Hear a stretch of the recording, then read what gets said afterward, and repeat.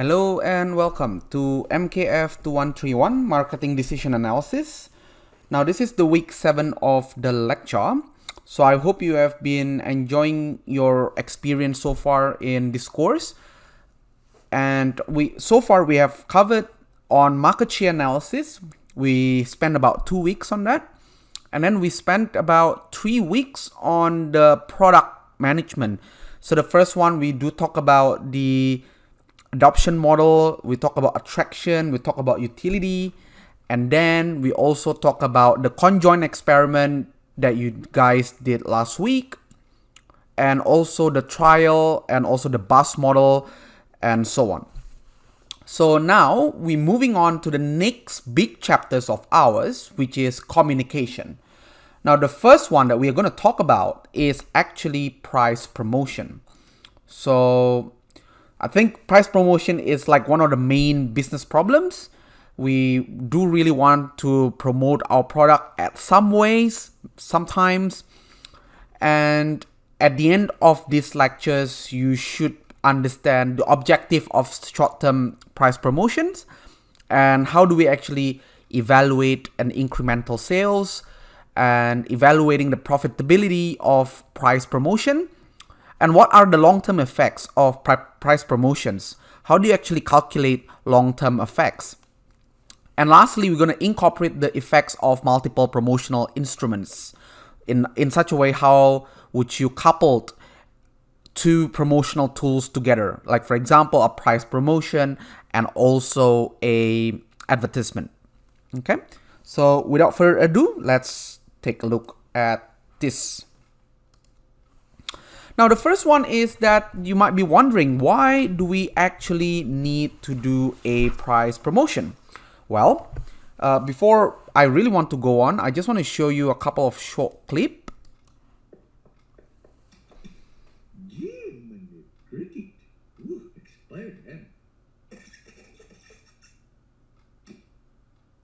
This time I've gone too far.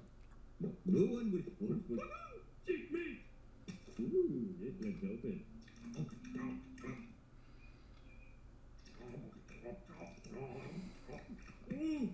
Stomach churning. Bowels clenching. Not much time. Must finish. Okay, so I think we probably know that Homer likes his meat a lot. But I think the cases here is to show you why price promotions are useful, right? So a lot of things that Apu in his Quickie Mart, he's trying to sell his old or expired meat, right? Because they thought that if, for example, if the price are promoted, then more people are buying. So in this case, Homer is buying the whole lot of it. So obviously that's an unethical practice. I think that's going to be another story for that. But just getting the idea or the reason why we should do a price promotion. So obviously in this case, Apu and Simpsons, it's more about to clear inventories, right? There are so many inventories. He got this expired ham that was in 1989, and he just have to clear his inventories. So at least he can stock up for the new meat or something like that. At the same time, you also want to increase your shelf space. By having the meat gone, then he can have that empty space for another products. Also, it's trying to accelerate the purchase. So in this case, as you can see, Homer is trying to get the meat very quickly because they thought it was cheap, but unknowingly it was expired actually. But that's another reason why. Or sometimes in the non-perishable goods, you try to stockpile. So for example, something like dishwasher soap. So as you can see, dishwasher soap, it can be stockpiled, and when they do price promotion, then you can stockpile for a bit so that at least when they are not on sale, then obviously you can start using them. So that's another reason why we should do a promotional tool. Last week we talked about the short-term promotional objective. So that's another reason why is to induce trial and acquire new customers. Okay, now when we look at this scenario, then you might thought about, okay, so now I have two different tools here. The first one that I have is pre-promotional tool. So you can see here is pre-promotional tool. And the next one is during the promotion. Now, as you can see from here, from pre to post, it increased to 10. Then you might think about, oh, well, the promotion is very successful, because the question is here, was this promotion successful? Well, you thought about it, great. Okay, from 6 to 10, easy, all right? You might say yes. Okay. Now, before we really answer this question, I really want to share my experience being a student, okay? So I was a student not long time ago, okay? I just graduated, so, and my professor told me during my PhD training, so I wouldn't name who is him, but he's still around, and he's still around in my institution. Well, he told me that what is the answers in every marketing question? Well, and what he said is it depends, right? So the answers towards everything, normally it says it depends. Now the same thing in here as well. What is promotion successful? Well, it depends. It depends on what you look at. So if you look at during the pre-promotion and as versus to promotion period, just looking at this itself, so yes, it could be very successful. However, right, there's so many different layers of what does it mean by successful. Do you mean that successful as in getting more money, or getting more revenue, or getting more profit? You know, there's so many different definitions of that, which is what we are going to look at in a bit later. Okay, so without further ado, let's talk about the terms that we are going to use for this particular lecture. Now, the first one that we are going to use is what we call a baseline sales. Now, baseline sales just simply as sales or the expected sales if there is no promotion in there. So, if we take a look at the previous example, we can see that the pre-promotion period are safely assumed as the baseline sales. So in this case, you can call it the baseline is equal to 6. Now, the incremental, it's basically what are some of the lift, right? So when you say lift, means you are actually increasing up, right? So because of that, so they're saying is here, what are the lifts? Now, the lift is in terms of percentages. Now, you can calculate the total promotional tools, the total promotional sales as the baseline sales plus the incremental sales, right? Now, you can see here there are two signs here. So it can be in terms of the number of sales. Okay, I'm just going to write that here.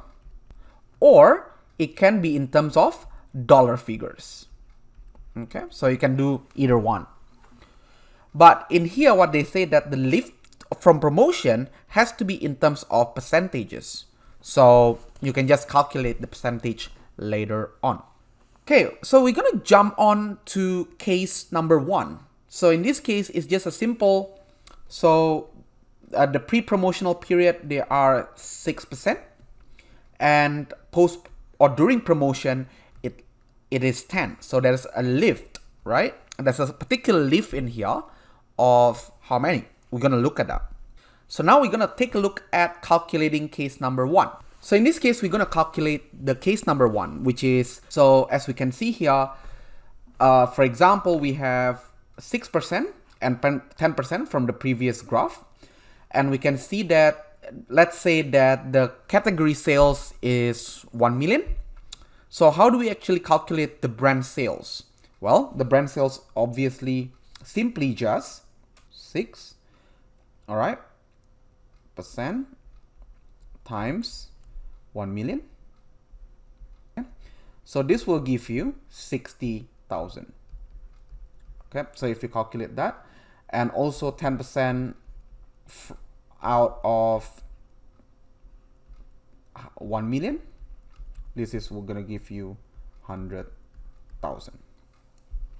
Now the next one is going to be what is the baseline sales. Now the baseline sale, as we talked about it, is the sale period during the no promotion, on when there is no promotion. Now in this case, the one that is no promotion, it will be on this, or which is the pre-promotion period. So we can see that the baseline sales is just simply the 6% out of the 1 million, which is 60,000. So we can just copy whatever the answers here into here. Perfect. Now the incremental sales. Now what is the value of the incremental sales? Now we can see that the incremental sales, it will be now the next one is going to be what is the incremental sales. Now if you look at the figures here, so this is my baseline sales, which should be respected in here. All right. Now this is supposed to be straight line, but you know, I am not an artist, so I always draw my straight line a little bit wiggly, but you get it. All right. So this is going to be my incremental. All right. So here's the incremental. This is the baseline. So because of that, we can see that the incremental sales, it will be the difference of the promotional period, or the difference of the sales during promotional period minus the sales of the one without. So because of that, in here, we got sales during the promotional period, which is 100,000, minus the baseline. So this gives me 40,000, and this 40,000 is my incremental sales. Now lastly, we want to calculate what is the lift. Now the lift, if you remember, is the incremental sales divided by baseline sales. So in this case, I have my incremental sales, which is $40,000, divided by the baseline sales, which is $60,000. This will give me 2/3, all right? Or because they want it to be in percentage, so this is going to be 66.6666, all right? This is a recurring decimal, all right? Or we can call it 66.7%, approximate. Okay, so that's pretty much how would you complete that. So I hope that makes it straightforward.